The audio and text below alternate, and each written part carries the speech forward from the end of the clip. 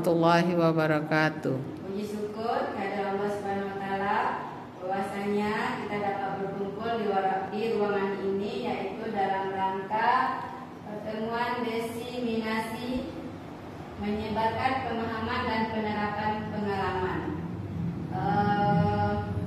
Tak lupa dengan salam kita panjatkan kehadiran Allah Subhanahu wa taala dengan mengucapkan Allahumma shalli ala sayyidina Muhammad wa ala ali sayyidina Muhammad. Untuk berikutnya akan disampaikan sepatah dua patah kata oleh kepala sekolah dan selanjutnya oleh ibu kita, Ibu Nova, memberikan pengarahan tentang desiminasi, paparan tentang desiminasi.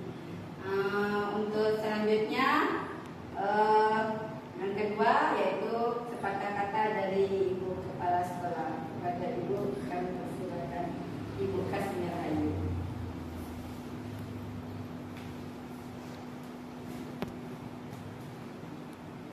Bismillahirrahmanirrahim. Assalamualaikum warahmatullahi wabarakatuh. Waalaikumsalam warahmatullahi wabarakatuh.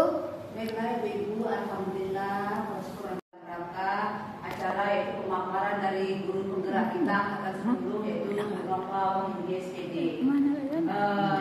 Bapak akan memaparkan tentang desiminasi, yaitu apa itu menyebarkan pemahaman dan penerapan pengalaman tentang budaya positif. Bagaimana budaya positif itu yang dilaksanakan dalam kehidupan kita sehari-hari. Untuk lebih lanjutnya nanti akan dipaparkan oleh guru penggerak kita ini yaitu Bu Nova Yuni. Tujuannya agar guru-guru TK Al-Fahri ini mengetahui, mengenal, nanti langsung diaplikasikan ke dalam kehidupan masing-masing dan bisa untuk anak didiknya di TK Al-Fahri. Semoga ilmu-ilmu yang disampaikan oleh Bu Nova nanti bermanfaat untuk kita bersama dan dapat kita amalkan. Amin. Amin ya rabbil alamin. Iya. Bu Ayu cukup sampai di sini sebagai kepala sekolah. Mohon maaf dari wassalam. Wabillahi taufiq wal hidayah. Assalamualaikum warahmatullahi wabarakatuh. Waalaikumsalam warahmatullahi wabarakatuh. Terima kasih yang disampaikan oleh Ibu Kepala Sekolah. Dan selanjutnya kepada Ibu Nova Wahyuni akan memberikan atau memaparkan desiminasi tentang budaya positif. Selanjutnya kepada Ibu dipersilakan. Semoga apa yang disampaikan Ibu tadi bermanfaat bagi kita. Kepada Ibu. Ibu. Assalamualaikum warahmatullahi wabarakatuh. Waalaikumsalam warahmatullahi wabarakatuh. Baiklah Ibu semuanya, puji dan syukur kita panjatkan kehadirat Allah Subhanahu wa taala karena pada hari ini Selasa 11 Juni 2024 saya dapat mencoba menyampaikan daripada mana dalam hal ini kita guru-guru TK Al-Fahri insya Allah semoga dengan adanya desiminasi ini dapat menambah wawasan dan dapat kita praktekkan di dalam pembelajaran kita nantinya. Baiklah Ibu semuanya, salat dan salam kita kirimkan untuk Nabi kita Nabi Muhammad SAW dengan mengucapkan Allahumma sholli ala Muhammad wa ala ali Muhammad. Karena dengan izin Allah juga, dengan izin Allah juga Nabi kita ini kekasih beliau dapat memperjuangkan kita dengan pendidikan yang dapat kita kecap dan kita rasakan mulai dari PAUD sampai kita ingin mencapai pendidikan yang setinggi-tingginya. Insyaallah. Yang terhormat Ibu Kepala TK Al-Fahri, yang terhormat ibu-ibu semuanya yang hadir dalam acara destinasi ini, izinkan kami untuk menyampaikan sedikit ilmu yang telah kami terima dalam CDP kami yaitu budaya positif, tepatnya itu modul 14, di mana dalam hal ini kami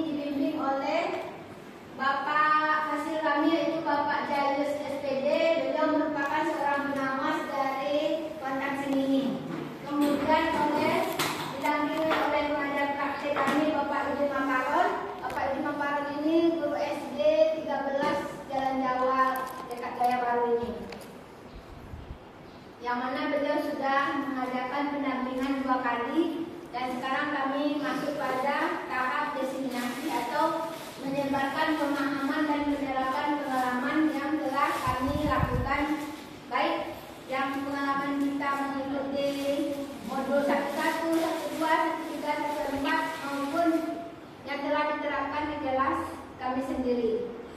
Semoga bisa nanti ilmu kita ini kita terapkan juga di kelas ibu-ibu semuanya, sehingga dapat tidak kami aja yang merasakan pendidikan CGP ini, tapi juga kita rasakan bersama.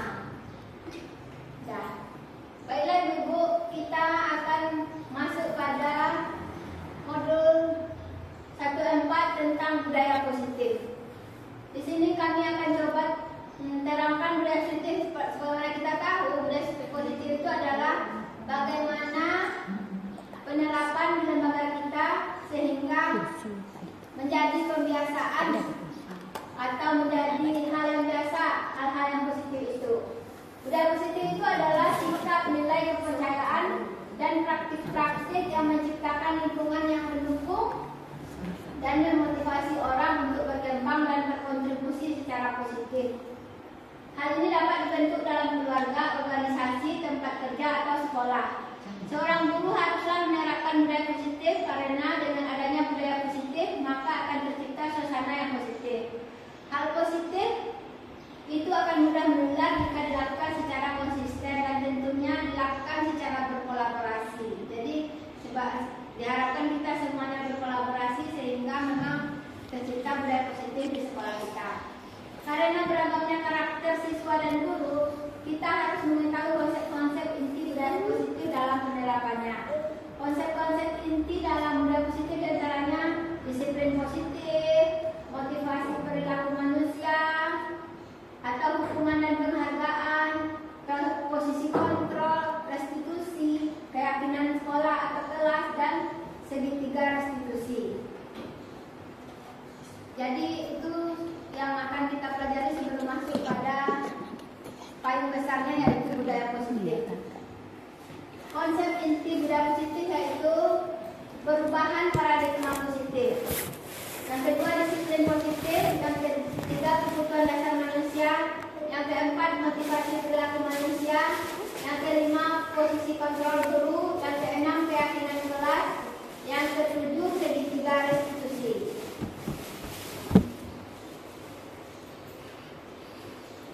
Keterangannya, perubahan paradigma. Kegiatan berpelantangan. Ibu-ibu nanti sebagaimana kita di sekolah ya bermain-main sama anak, kita ajarkan permainan berpelantangan itu seperti ini. Misalnya kita ambil kertas, kita main tebak-tebakan dengan anak ya. Ada A dan B, Anda dan teman Anda. Sobeklah cari kertas kecil. Tuliskan benda atau sesuatu yang sangat berharga untuk Anda. Jadi kita ambil kertas ibu-ibu, kita tuliskan apa yang sangat berharga bagi kita. Kemudian letakkan di salah satu tangan Anda dan genggam benda itu. Sesuatu tersebut dengan segala daya. Buatlah sebuah kepalan. Teman Anda B akan mencoba dengan sekuat tenaga dengan berbagai cara untuk meminta Anda memberikan benda tersebut. Apa yang terjadi? Nah, coba kita lakukan. Misalnya ada satu kertas sudah kita tuliskan. Lalu misalnya Bu E dengan Bu F. Ada kertasnya. Nah, coba ya, kertasnya ditulis. Tulis apa ditulis? Sesuatu yang apa? Yang ibu-ibu berharga begitu menurut Bu E, apa yang berharga. Lalu Bu E simpan. Nanti suruh Bu F membuka kepalanya.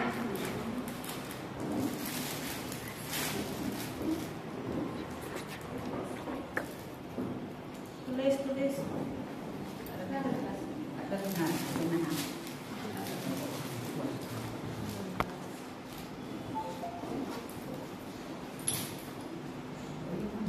Sesuatu yang berharga. Nah, ya, sesuatu yang berharga. Lalu Bu E genggam tangan. Nanti Bu Evi berusaha membuka tangan Bu E. Nah, apa yang terjadi? Bu E-nya tangan kiri. Tangan mana tadi? Coba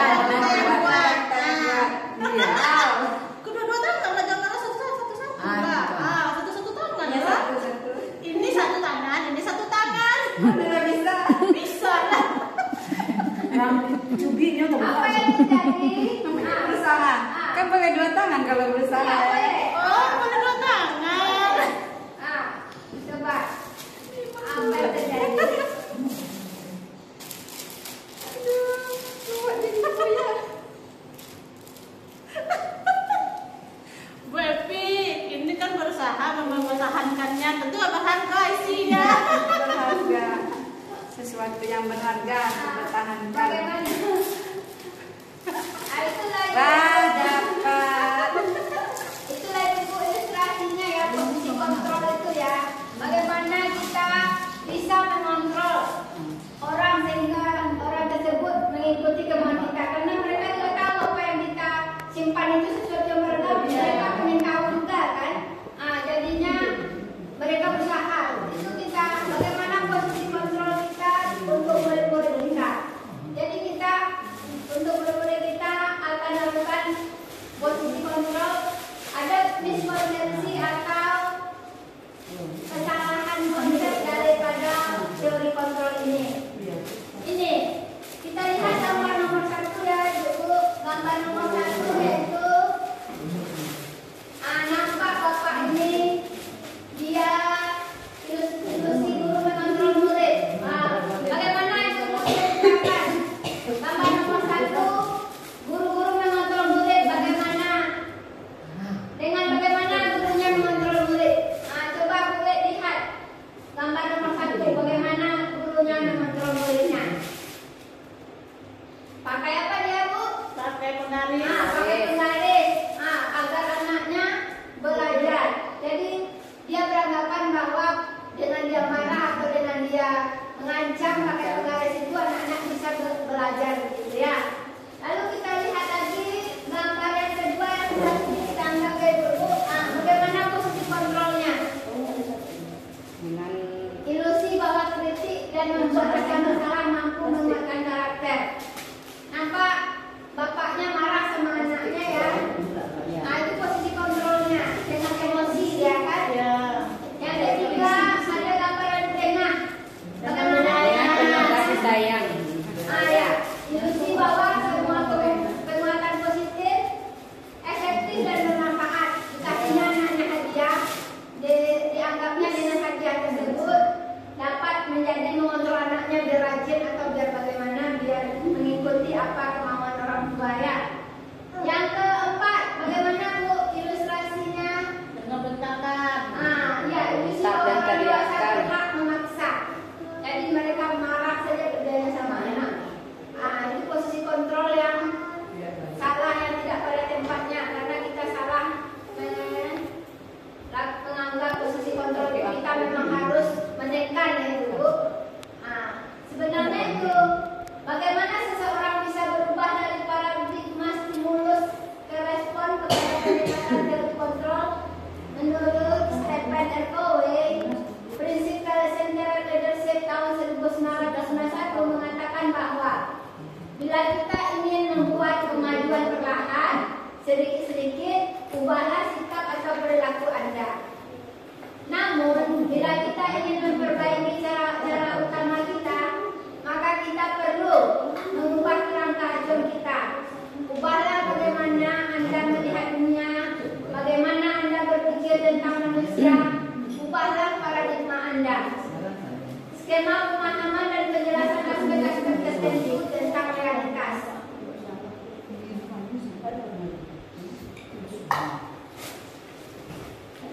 Berubah paradigma stimulus respon ke pendekatan teori kontrol.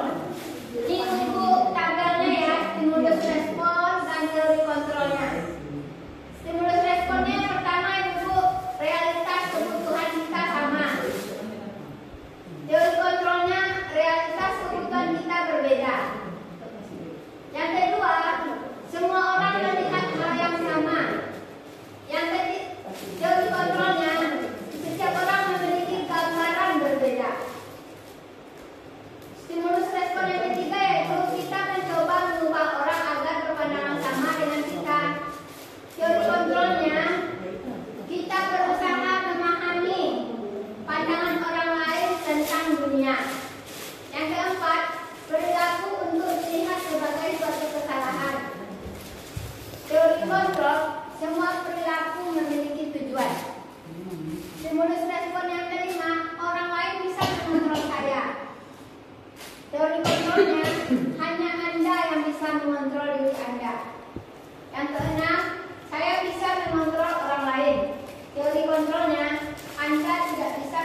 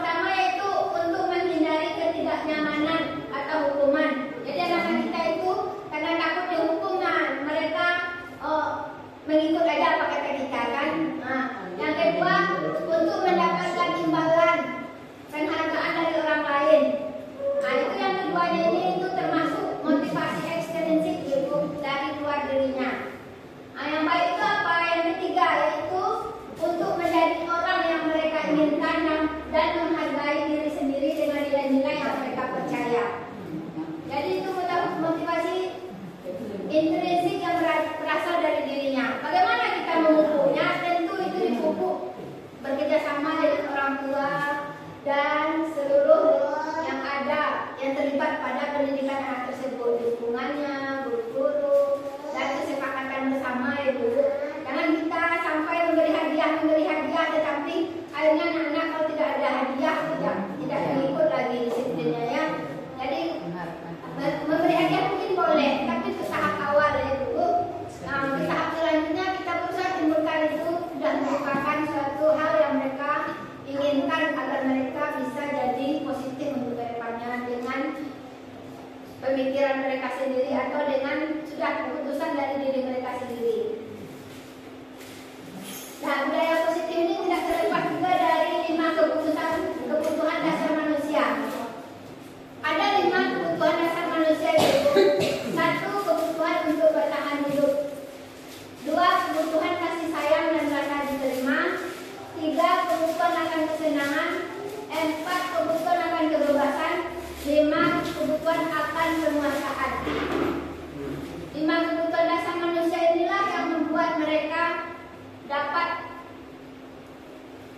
melakukan disiplin positif jika mereka sadar atau sudah terpenuhi semuanya. Kadang karena mereka tidak ada kasih sayang, mereka mencari-cari perhatian atau apa ya, sehingga tidak tercipta disiplin pada diri mereka karena mereka tuh mungkin dari rumahnya kurang kasih sayang atau minta perhatian atau akhirnya lahir yang baru ya, jadi kurang perhatian mereka di rumah. Jadi itu kebutuhan dasar manusia. Jadi kita heran juga kenapa anak ini bermasalah ya. Kita lihat kebutuhan dasar dari ibu. Nanti bisa kita sosialisasikan atau kita berikan pandangan pada orang tuanya apa yang terjadi di rumah sehingga anak kita begini jadinya.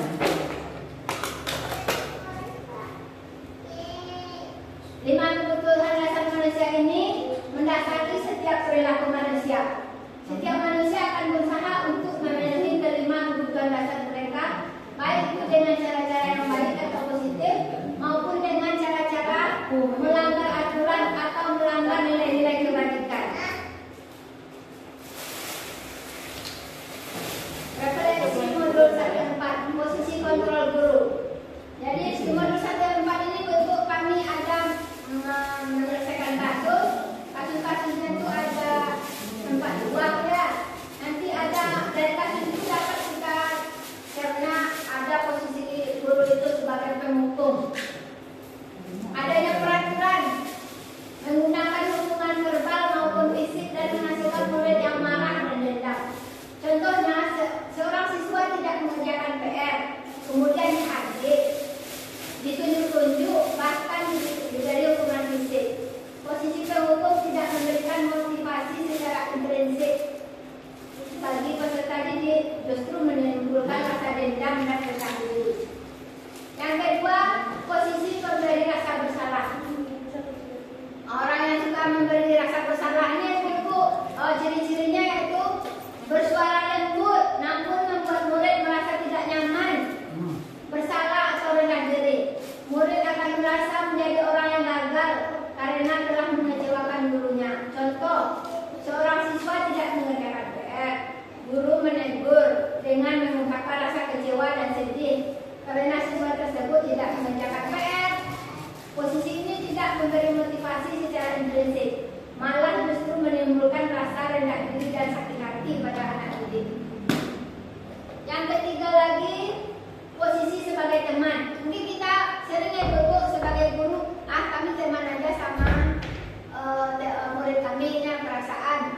Gimana? Apakah bagus ini posisi teman? Coba kita lihat.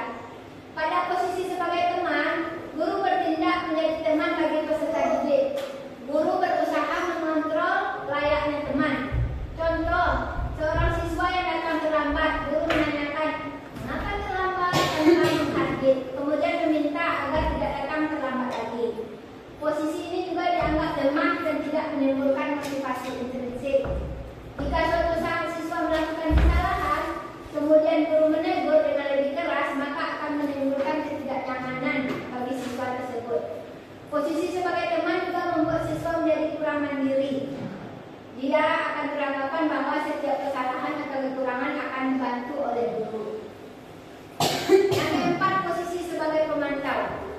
Guru sebagai pemantau artinya guru mengawasi kegiatan pembelajaran peserta didik. Mengawasi di sini adalah berdasarkan peraturan dan konsekuensi yang disepakati. Jadi ada peraturan yang terlambat, guru mengawasi apa yang apa sebagai pemantau itu. Jadi tidak ada solusi. Jadi ada yang terakhir yaitu posisi guru sebagai manajer.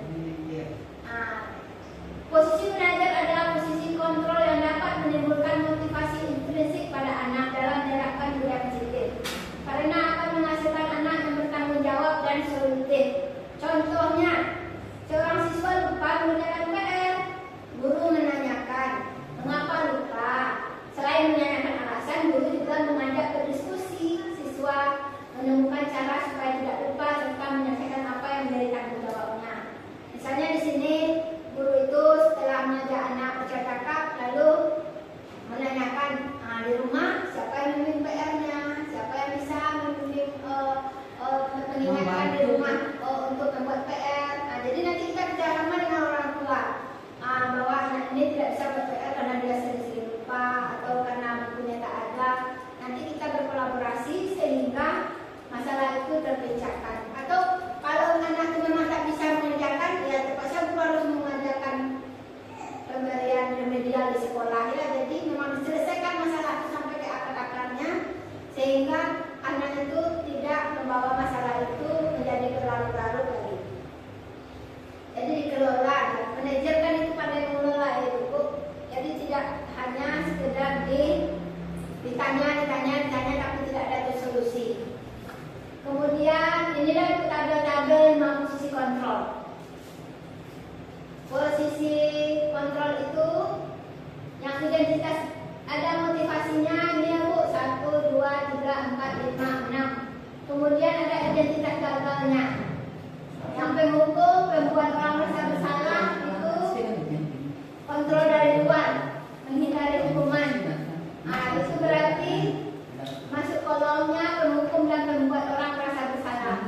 Yang ke kolom ketiga, yang keempat, kelima, identitas rasa sukses atau kontrol dari luar. Itu adalah posisi kita sebagai teman dan pemantau. Yang mana di sini mengharapkan imbalan atau ketergantungan pada orang lain. Jadi masih tergantung anak kepada diri kita Bu, kalau yang teman dan pemantau. Kemudian yang ketiga yaitu kolomnya identitas berhasil atau sukses atau kontrol diri, yaitu kita sebagai posisinya sebagai manajer.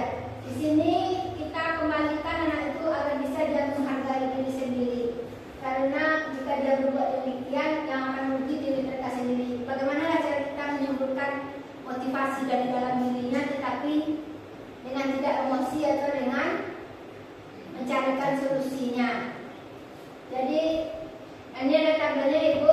Ini ada guru berbuat kalau sebagai penghukum, menghardik, menunjuk-nunjuk, menyakiti, menyindir. Kalau yang sebagai pembuat merasa bersalah, dia berceramah dan mengatakan seharusnya ibu kecewa. Itu yang dikatakan guru kalau dia sebagai penghukum merasa bersalah Ibu. Kalau yang ketiga sebagai teman, apa yang guru berbuat? Membuat dasar-dasar untuk muridnya, alasan-alasan untuk muridnya. Jadi dari guru itu sendiri yang membuat alasan untuk muridnya ya. Jadi anak itu merasa berteman sama gurunya. Yang pemantau, apa yang dilakukan guru? Menghitung dan mengukur. Dihitung dan diukur berdasarkan peraturan-peraturan yang ada. Yang menajar, apa dilakukannya? Mengajukan pertanyaan-pertanyaan. Jadi meninjau kembali kenapa mereka berbuat demikian. Guru berkata, yang tadi di atas guru berbuat ya Ibu. Nih bagaimana guru berkata kalau sebagai penghukum ya? Kalau kamu tidak melakukan, awas, rasakan. Begitu gurunya berkata kalau sebagai penghukum. Kalau membuat orang merasa bersalah, kamu seharusnya, kamu sudah tahu, ibu lelah sekali mengatakannya. Ibu stres. Itu sebagai pembuat rasa bersalah ya Bu. Sebagai teman, ayolah lakukan demi ibu. Masa kamu tidak mau? Ingat, tidak.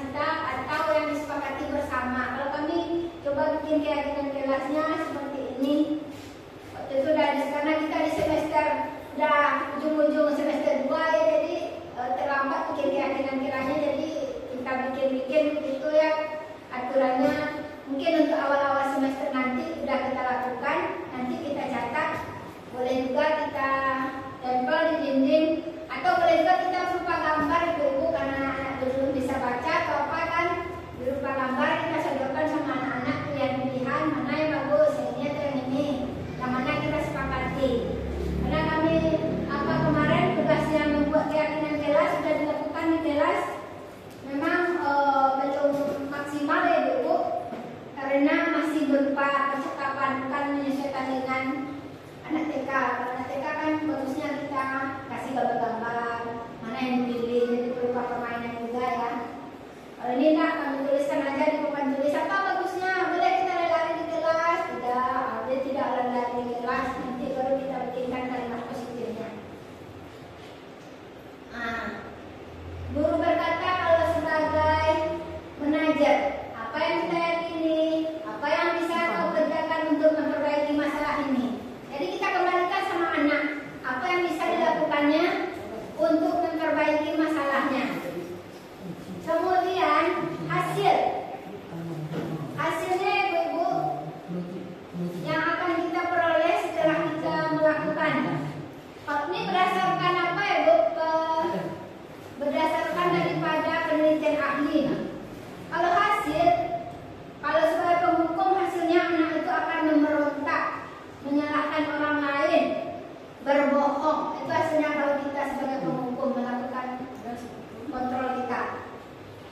Membuat orang merasa bersalah. Apa hasilnya pada anak? Anak akan menyembunyikan atau menyangkal atau berbohong juga.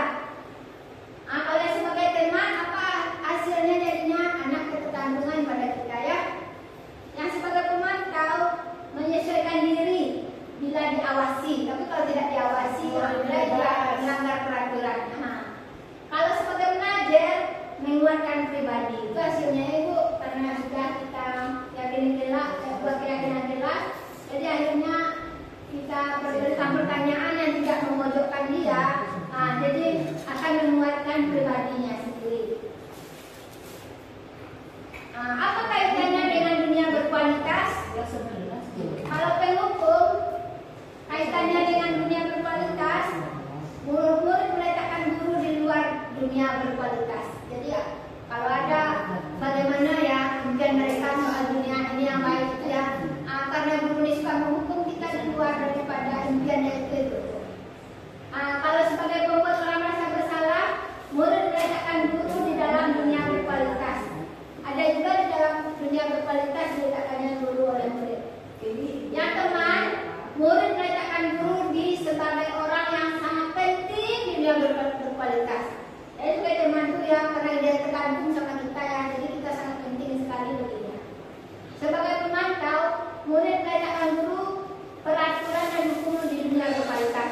Jadi kita di dunia impiannya itu kita ada peraturan, kita ada penghukum yang pemberi hukuman. Itu kita sebagai posisi kita kalau di dunia berkualitas mereka ya, idealnya kita itu bagi mereka itu posisi kita. Kemudian di posisi menajer, murid meletakkan dirinya sebagai individu yang positif. Jadi dirinya yang diletakkannya di dunia impiannya itu sebagai individu yang positif. Jadi mereka sudah mandiri, tidak ada lagi tergantung pada kita sebagai guru. Dan dirinya sendiri yang menguasai dunianya itu. Jadi kita ini sudah mengantarkan mereka secara maksimal berarti ya.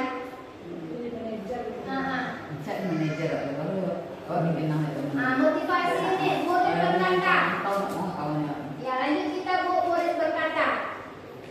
Kalau soal penghukum apa kata murid? Bukan saja. Nanti juga marah-marah lagi. Itu kita ya. Itu kalau soal penghukum kayak itu muridnya biasanya menjawab itu.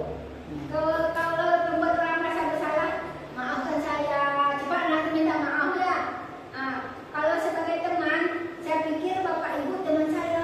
Ternyata kalau udah kita naikkan apanya kan, derajat apanya dan kita lepaskan mereka lagi kan, mereka jadinya mereka kecewa mereka sama kita kan, mereka tergantung pada kita, tapi kita ingin mereka cepat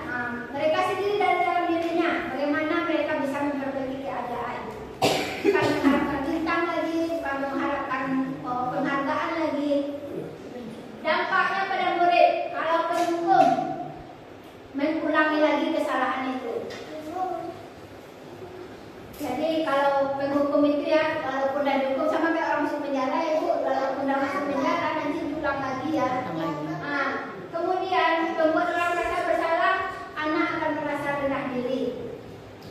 Kalau sebagai teman, anak akan jadi lemah, tidak mandiri, tergantung pada kita sebagai gurunya ini. Kemudian sebagai pemantau, menitik beratkan pada sanksi atau hadiah untuk dirinya, untuk anak tersebut ya. Dampaknya. Kemudian sebagai manajer, mengevaluasi diri bagaimana cara memperbaiki diri. Jadi anak itu sendiri yang mengevaluasi diri bagaimana cara memperbaiki diri. Nah, ini keyakinan kelas itu Bu, keyakinan kelas. Apa maksudnya? Jadi budaya positif itu Bu, kaitannya dengan hal yang itu tuh ya, makanya baru tercipta budaya positif di sekolah kita. Keyakinan kelas juga masuk materinya Bu. Keyakinan kelas merupakan suatu ketetapan atau aturan kelas yang sudah disepakati dan dijelaskan bersama apa dampak yang diterima jika kesepakatan itu dilanggar. Pembentukan peraturan-peraturan yang telah ditetapkan merupakan proses untuk menciptakan disiplin positif bagi siswa dengan kesadaran penuh akan melaksanakan dengan penuh tanggung jawab sesuai ketentuan. Itu keyakinan kelas. Jadi kita diskusi dulu sama anak-anak itu apa yang kita butuhkan di kelas kita itu. Nih, tahap-tahapnya ya untuk pembentukan keyakinan kelas. Yang pertama, berdiskusi tentang peraturan. Kita libatkan semua anak-anak itu. Kemudian baru kita susun peraturannya, menyusun peraturan menjadi keyakinan. Kemudian menempelkan keyakinan kelas di dinding. Keyakinan kelas ini umumnya kelas SD Ibu, jadi peraturannya gitu. Kalau kelas TK itu kita sesuaikan dengan anak TK kita. Nah, kami sudah coba bikin keyakinan kelas yang itu Ibu kami masukkan di sini. 1. Terbiasa mengucapkan salam, tolong, terima kasih dan maaf. Yang kedua, berbicara sopan, tidak berteriak. Yang ketiga, makan dan minum sambil duduk. Yang keempat, merapikan kembali peralatan bermain dan belajar. Yang kelima, membuang sampah pada tempatnya. Ini contoh ya Bu. Mungkin nanti Bu Evi sama Bu Ed mau menambahkan lagi, apalagi keyakinan kelasnya nanti ditambahkan yang disesuaikan dengan kita, kondisi kita sebagai guru kelas TK. Nah, nanti kita berpedoman aja sama itu. Kalau kita akan main apa, kita akan ada anak-anak yang melanggar ya Bu, kita balik ke keyakinan kelas kita. Ini kami sudah coba sama anak-anak Ibu yang bikinnya setelah bikin kalimat positifnya. Nah, masuk kita kepada penyelesaian masalah. Penyelesaian masalah ini dengan cara segitiga restitusi Bu. Apa maksudnya restitusi? Restitusi adalah menciptakan proses menciptakan kondisi bagi murid untuk memperbaiki kesalahan mereka sehingga mereka bisa kembali pada kelompok mereka dengan karakter yang lebih kuat. Restitusi bukan untuk menebus kesalahan. Restitusi adalah sebuah tawaran dan bukan paksaan. Restitusi fokus pada solusi dan dapat mengembalikan murid yang melanggar keyakinan kelas pada kelompoknya dengan pemahaman diri yang lebih baik lagi.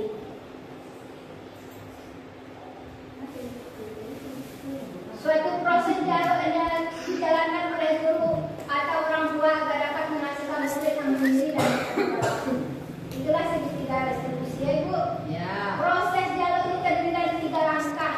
Yang pertama yaitu menstabilkan identitas. Betul. Yang kedua, validasi tindakan yang salah. Yang ketiga, menyampaikan keyakinan. Apa maksud daripada yang pertama ini? Coba kita lihat. Nah, yang pertama ini Bu, menstabilkan identitas ini. Apa maksudnya? Prinsip berbuat kesalahan adalah bagian dari proses pembelajaran yang bertujuan menggeser identitas gagal menjadi identitas sukses. Ya, distabilkan identitasnya anak itu berbuat bersalah. Jadi kita posisikan diri kita, mungkin kita dulu juga kecil juga pernah bersalah, kebetulannya kita pernah bersalah ya. Nah, jadi kita sama anak itu setelah kita panggil anak itu kita katakan ya sebelum kita mulai itu kita bisa langsung sama anak-anak bagaimana ya agar suasana kita cair atau kita anak jadi santai, mereka tidak takut bertemu dengan kita ya. Lalu baru kita samakan posisi kita untuk menstabilkan. Mereka kan takut tuh kalau ketemu sama kita untuk menstabilkan keadaan atau identitasnya itu kita bilang lah kita dulu juga waktu kecil juga pernah melakukan kesalahan seperti itu. Sehingga anak tuh, oh, enggak saya aja yang pernah bersalah, ibu juga pernah bersalah rupanya. Jadi anak tuh percaya diri kembali, dia stabil identitasnya, bukan dia saja yang merasa dia itu terpuruk. Kemudian kita mulai validasi tindakan yang salah. Nah, setelah itu, setelah kita samakan posisinya jadi stabil, dia itu tidak merasa takut lagi dia berhadapan dengan kita. Baru kita mulai. Setiap perilaku berupaya memenuhi suatu kebutuhan tertentu, guru akan Berdasar pada dari pemikiran stimulus menjadi respon menjadi proaktif mengenali dan mengakui akan kebutuhan murid untuk memperbaiki hubungan dengan murid, di mana guru meyakinkan murid bahwa mereka memahami alasan murid melakukan tindakan tersebut. Jadi kita apakan? Kita pahami, oh memang ya ibu paham kenapa misalnya anak itu tidak pakai apa ya, mengganggu temannya atau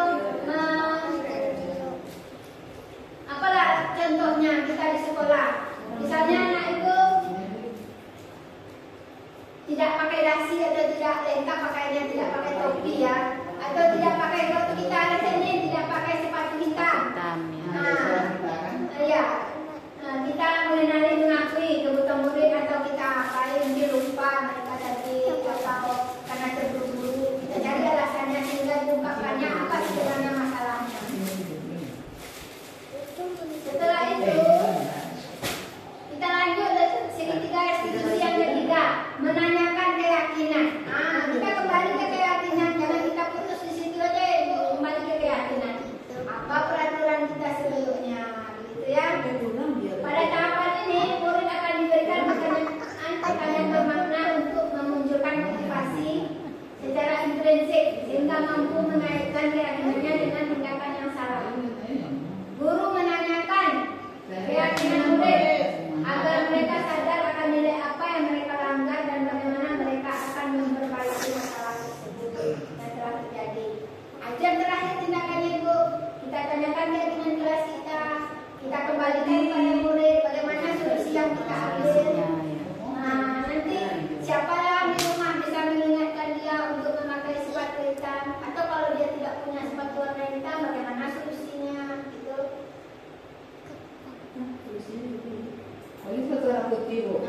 Ini Ibu apanya?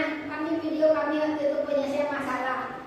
Karena apa ya? Ini ceritanya ini si Naomi lagi main, Raran tidak sengaja terinjak kakinya si Naomi waktu sedang berjalan. Nah, jadi kami akan selesaikan, didiskusikan.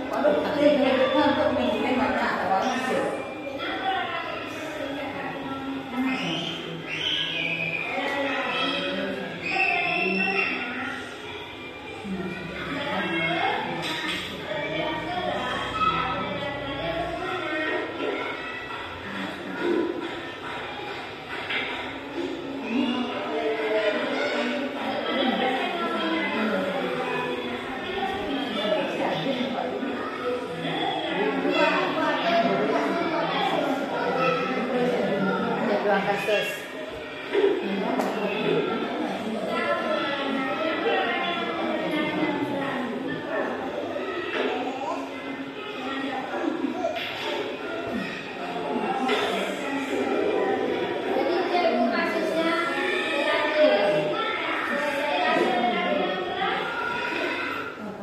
Kemudian kita minta testimoni anak apa ya setelah kasusnya diselesaikan.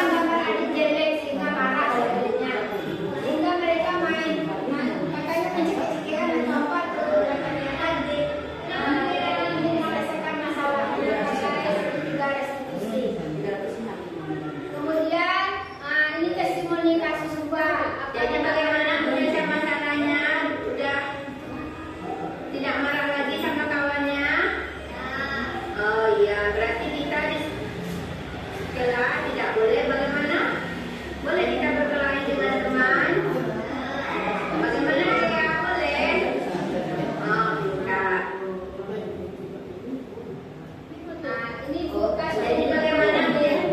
Ini skenario kasus yang kedua yang telah kami lakukan untuk anak kelas kelompok Marwah. Nah, demikianlah Ibu daripada diseminasi budaya positif yang kami sampaikan pada hari ini. Mungkin Ibu-ibu ada pertanyaan atau tanggapan atau penguatan untuk penampilan daripada pemaparan dari budaya positif ini, kami persilahkan. Silakan Ibu-ibu ada yang bertanya. Kenapa? Ayo silakan Bu Wi. Masalah itu budaya positif keyakinan kelas itu kan kita harus membicarakan di awal semester ya. Iya. Itu tuh poin-poinnya itu dibatasi apa tidak? Poin Ya. kesepakatan itu dibatasi apa tidak? Tidak dibatasi sesuai kebutuhan kita. Tapi kita gali sama anak-anak kan apa yang ya seperti membereskan mainan, seperti bermain saling menghormati atau tidak berebutan mainan dengan kawan, makannya bagaimana, minumnya bagaimana, dan ketemu dulu salam atau tegur apa. Boleh kita begitu Ibu sesuai kebutuhan. Tetapi nanti ada kawan itu bikin kayak gambar-gambar Ibu, nanti gambar-gambar itu yang diterjemahkan ke dalam tulisan. Berarti menova itu kan sesuai kebutuhan, berarti yang sering muncul dalam pelajaran setiap harinya Ya, ya. pelajaran setiap harinya. Nanti dalam waktu berjalan mungkin bisa kita tambahkan lagi. Misalnya ada kasus itu yang berbeda dari yang ada di peraturan kita. Nanti boleh kita tambahkan lagi. Nanti kita tempelkan lagi. Makanya Boleh tambah di tengah semester boleh? ya, boleh. Memangnya apa itu kan kejadian yang belum pernah kita prediksi sebelumnya tapi terjadi. Nah, jadi boleh juga kita masukkan. Tapi setelah kita sepakati bersama, ini anak-ibu ada tidak seperti ini, boleh begini. Nah, kalau udah boleh katanya kan, bagaimana peraturan keyakinan kelas kita tambah atau gimana? Tambah masukkan di bawahnya tambah lagi. Nah, jadi itu mungkin ada pertanyaan dari Bu Mel atau Bu Alfi atau Bu Rina atau Bu Ayu. Kalau Bu Ayu menanggapi kan Ya. alhamdulillah kan ada Pak Ibu tuh keyakinan kelas. Sebenarnya kan dari awal-awal dulu kita nggak tahu juga kesepakatan kelas kan. Nah, udah seperti itu dari awal yang dibilang tadi kan udah bagus dipakai apa lagi nak TK kan Ya. pilihan mereka gitu kan. Ya. Nah, nanti langsung dipraktekkan. Iya, kan makanya kita Senang-senang. satu kita dapat ilmu nanti Iya. setelah kita udah seperti itu kita kan. Besok berarti udah ada masing-masing kelas D1, D2, D3 udah ada gambar-gambarnya kesepakatan kelas dari tadi ya. Itu aja. Iya. Lalu mungkin ada lagi Bu Rina, Bu Evi. Tanggapan positif boleh. Dengarkan suaranya Bu Rina.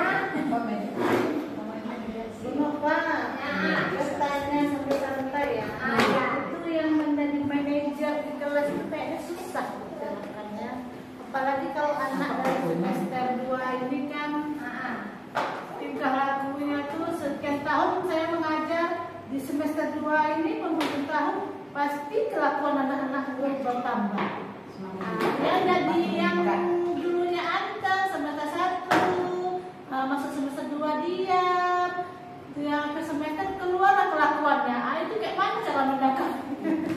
Kita masih belajar juga ya Bu Wit. Kita ingat lagi tahap-tahapan kalau belajar dari mana Bu Wit. Kita pertama menanyakan dulu. Setelah itu kita berikan masukan atau keyakinan kelas kita tadi. Baru setelah itu kita minta pada anak itu sendiri bagaimana solusinya karena mereka sudah melanggar. Seperti itu ya Bu, penyelesaian masalahnya. Kalau mereka misalnya merugikan seperti pelajaran menjaga itu ya Bu, kalau sudah mencatat piring, mereka ganti lagi piringnya sekolah. Itu juga kalau mereka misalnya mengotori baju kawan, bagaimana dia agar mengembalikan agar baju kawannya bersih, apa solusinya. Jadi tanggung jawabnya kembali pada itu. Dia mencapai musim, sebenarnya dia bergelur kan, harus dikasih tahu sama wali murid. Jadi itu awal-awal sekolah kita udah sosialisasikan pada orang tua sehingga anak tuh baru sekarang mereka memecahkan kursi baru. Nah, kalau kita bilang kan nanti memecahkan apa lagi mereka gitu kan udah besar. Tapi kalau dari kecil ini kita rupanya memecahkan kursi habis itu namanya 50.000 jajannya dan buat duit jajannya kan besok-besok jadi pembelajaran bagi mereka. Ada sanksi Tak gitu mau ya? dia mengulanginya lagi kan. Jadi kalau ada sanksi itu dan merugikan dia, mereka tidak mau lagi membuat perangai-perangai negatif atau kesalahan-kesalahan gitu ya. Akan hati-hati mereka lagi. Tapi kalau kita biarkan saja, mereka itu ada apa sama ibu, ada apa sama mama, ada apa sama kawan-kawan, diulangnya lagi jadinya. Karena ibu perilaku ada orang ya anak-anak tuh masuk penjara, kami lihat kasusnya ya. Kenapa dia masuk penjara? Dia marah sama mama. Karena mereka waktu kecil dulu mereka selalu dibela sama mamanya. Dia bersalah dia, mamanya, katanya anaknya tidak bersalah. Dia bersalah dia memukul kawannya, kata mamanya, anaknya baik-baik saja. Akhirnya mereka terbiasa melakukan kesalahan itu. Akhirnya mereka dukung bunuh diri waktu itu di Amerika. Hanya mereka marah sama mamanya di dalam penjara itu karena negara mamanya tidak mendisiplinkan dia dari awal. Selalu membela dia. Makanya mereka tuh menjadi berlarut perangai negatif. Itulah ibu. Kalau masih kecil ini bisa kita bentuk ibu bisa merugikan 50.000 atau 20.000 bisa kita ganti. Kalau udah besar nanti apa lagi? Udah lanjut kita pada kegiatan kegiatan yang terakhir seperti Bapak Yudi kemarin yaitu refleksi. Refleksi itu adalah kegiatannya apa perasaan ibu setelah menghadiri designasi ini, apa peristiwa dulu, mulanya peristiwanya di mana, kegiatannya di mana, kemudian perasaan, kemudian pembelajaran yang telah diterima, kemudian bagaimana perubahannya yang akan dilakukan untuk masa ke depan. 4 itu ya ibu. Siapa ibu duluan yang akan merefleksi ke depan?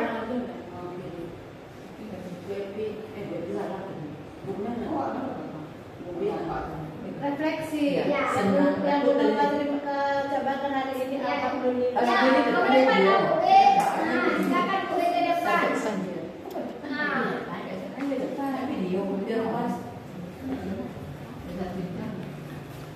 Refleksi itu P4. P4 itu yang pertama peristiwa dulu Bu E. Bagaimana peristiwa kita hari ini? Bagaimana? hari Wait. Bagaimana Bu E peristiwa hari ini? Gimana telah diadakannya diseminasi daripada budaya positif ini? kita pertama. Ya, alhamdulillah hari ini kita diajak bersama oleh Bu Nova untuk mendengarkan Diseminasi budaya positif dan tentang lingkungan sekolah. Alhamdulillah, saya sebagai guru kelas, alhamdulillah banyak mendapat ilmu yang terjabat dari yang Bu Nova jelaskan tadi. Nah, kemudian apa lagi Bu? Pembelajaran yang didapat tentang materi tadi. Pembelajaran mendapat tentang guru sebagai manajer. Nah, guru sebagai manajer. Jadi dari 5 posisi guru tadi yang paling bagus guru sebagai manajer itu. Ya. Kemudian apa perubahan yang rasanya mau dilakukan untuk kedepannya? Ya, kalau selasa selama ini semuanya sudah kita lakukan, tapi mungkin belum semaksimalnya. Ya. Kayak itu keyakinan kelas, itu namanya penaturan dalam kelas. Seperti apa manajer itu guru kadang sebagai teman, sebagai pemantau, sebagai manajer, tapi keseringan guru ini sebagai pemantau.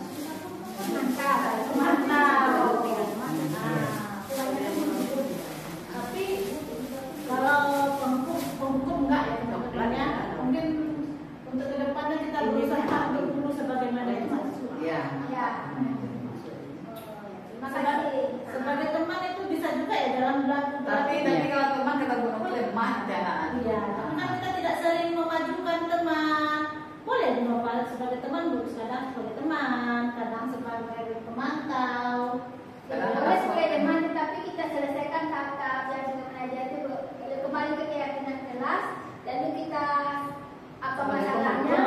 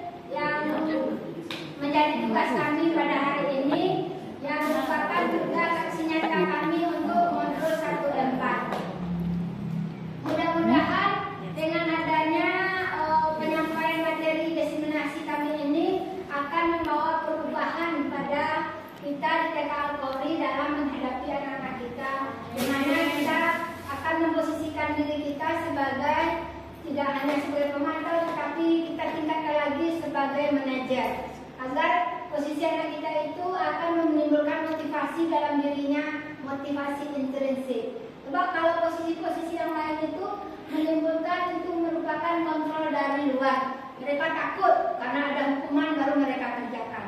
Tapi kalau sebagai manajer kita lakukan, mereka akan bisa menimbulkan kemandirian mereka, sehingga mereka berbuat walaupun dilihat, walaupun tidak dilihat, telah menjadi mendarah dalam diri mereka sendiri, sehingga dapat mereka bawa ke depannya untuk menyelesaikan masalah-masalah di dunia ini yang lebih besar lagi. Mungkin pada saat ini kita akan menghadapi ibu-ibu macam-macam, katanya banyak anak-anak kita ini generasi strawberry karena semuanya ditolak oleh mama, semuanya bisa diselesaikan oleh Mbah Bogel. Jadi disinilah kita akan menyelip, akan memposisikan diri bagaimana anak kita ini tidak memang berubah dia ya, tidak lagi dicap anak sebagai anak strawberry. Paling tidak setidaknya anak orang jadi anak strawberry. Jangan sampai anak-anak kita yang kita didik di TKPORI ini menjadi generasi strawberry atau generasi yang alay-alay kata orang-orang ya, sehingga orang tuanya selalu menolong anak sehingga anak tidak dewasa. Seperti kita ketahui ada anak polisi, walaupun dia bisa menegakkan kebenaran untuk orang lain, tetapi jika anaknya sendiri yang melakukan kesalahan, mereka membelanya mati-matian atau membelanya sehingga anaknya menjadi kata orang awak kadang-kadang dia ya karena bapaknya polisi, sehingga mereka itu menjadikan tidak lagi orang tuanya jadi panutan bagi masyarakat, menjadi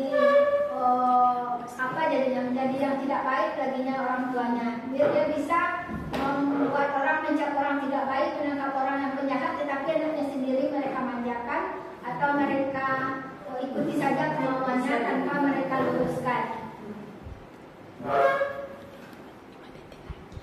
Mungkin ya ibu-ibu, dalam kesempatan ini kita sebagai guru bersama-sama berkolaborasi, memiliki prinsip agar anak-anak kita ke masa depannya akan dapat menyelesaikan masalah-masalahnya dengan akar daripada kita pendidikan usia dini ini ya. Dari kecil-kecil sudah kita ajari mereka gimana menyelesaikan masalah yang kecil-kecil, masalah yang selanjutnya mereka terima walaupun di SD nanti mereka akan kembali pada tahapan-tahapan yang kita lakukan, sehingga mereka terlepas daripada iming-iming hadiah. Mereka tidak lagi melakukan sesuatu itu karena hadiah, sebab yang hadiah itu tidak baik ibu-ibu, karena akhirnya mereka itu melakukannya itu karena ada iming-iming hadiah. Tidak orang yang akan menanamkan akar atau menanamkan suatu bibit bagi anak kita untuk suatu pencerahan mereka di masa depannya, insyaallah. Ya, wabillahi taufiq dan hidayah. Kami sebagai pembawa materi disiplin positif ini terlebih kurang mohon maaf.